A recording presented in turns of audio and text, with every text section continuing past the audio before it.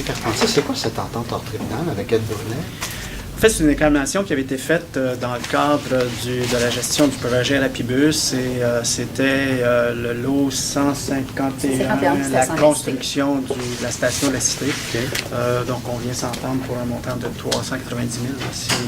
390 000, oui. 90 000, oui. Il avait déposé une poursuite formellement? Oui, c'était pas une poursuite, c'était une réclamation. OK. C'est un règlement en cours. Oui, un règlement, mais c'était judiciarisé, oui, okay. effectivement. Oui. OK, je vois. On a réglé hors cours. Est-ce que les contribuables en ont pour leur argent avec ça?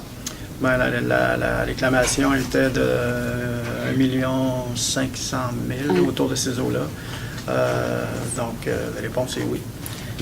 À ce moment-là, c'est un bon deal pour la STO, pour les usagers, pour les contribuables. Sinon, on ne l'aurait pas signé.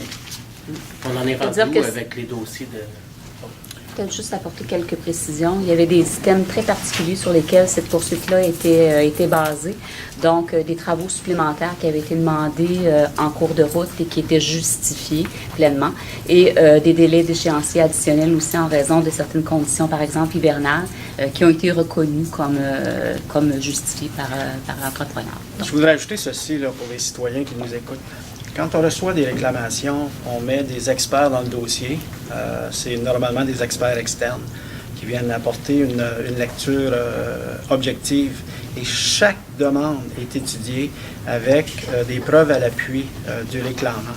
Donc, chaque sous-composante de la réclamation est étudiée et le réclamant doit démontrer qu'effectivement, il y avait une justification à la réclamation.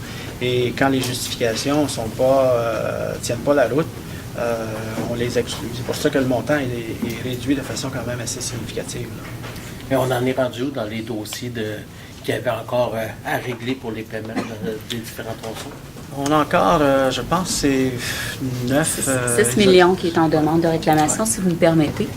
Donc, sur un total de presque 28 millions, on en a réglé l'équivalent d'une demande de 21 millions pour un compte d'environ 6 millions. Il nous reste environ 6 millions de demandes de réclamation qu'on doit analyser, passer au peigne fin de la même façon qu'on le fait pour la demande de M. Ed Brunet. Et on verra comment ça va se conclure par la suite. C'est un processus qui est long. C'est un processus qui est très long et il y a des devoirs qui sont importants à faire autant par l'entrepreneur qui va demander des sous supplémentaires. On lui demande de faire beaucoup de travail pour être capable de faire la démonstration. Dans certains cas, on doit aussi attendre que quand les cas sont judiciarisés, on doit attendre d'avoir des dates où ça va être entendu. Dernier commentaire là-dessus, c'est que les réclamations rentrent à l'intérieur du budget de 239 millions du projet Rapibus, simplement parce que par anticipation, on avait prévu des sommes déjà au budget. Donc, quand vous nous entendez parler du 239 millions de dollars du budget, ça inclut les ententes de réclamations actuelles et une projection pour celles qui pourraient être à venir. Pour les 6 derniers millions, vous dites, bon, il y a des dossiers judiciarisés. Est-ce qu'il y a des dossiers qui sont encore en négociation et d'autres qui vont passer automatiquement devant les tribunaux? Ou il y a Effectivement. Oui, il y en a, c'est ceux qui sont cédulés pour passer devant les tribunaux, à moins qu'on arrive à une entente au préalable. Combien? Combien de chaque? Mon Dieu, on pourrait vous envoyer la réponse. Avec la réponse là-dessus. Ouais. Autre dossier, pourquoi vous êtes débarrassé de votre directrice des ressources humaines? Premièrement, on ne s'est pas débarrassé de personne. Ce qu'il faut faire comme lien, là, c'est si vous avez suivi l'évolution de la STO depuis l'entrée en vigueur du nouveau conseil d'administration, on a travaillé de façon stratégique et systématique depuis le début de notre entrée en poste. Et il y a un document clé qui guide plusieurs de nos décisions, c'est le diagnostic organisationnel.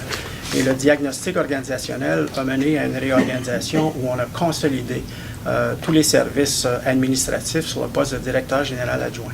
Et on pensait au premier coup d'œil, aux premières analyses, que la structure organisationnelle et l'organisation du travail pouvaient justifier au départ le poste de directeur général adjoint ressources humaines et le poste de directeur de ressources humaines pour constater qu'il y avait du dédoublement de responsabilités et un surplus de postes. Donc, le poste a été éliminé. Fait que le diagnostic, vous l'avez approuvé, adopté en 2015?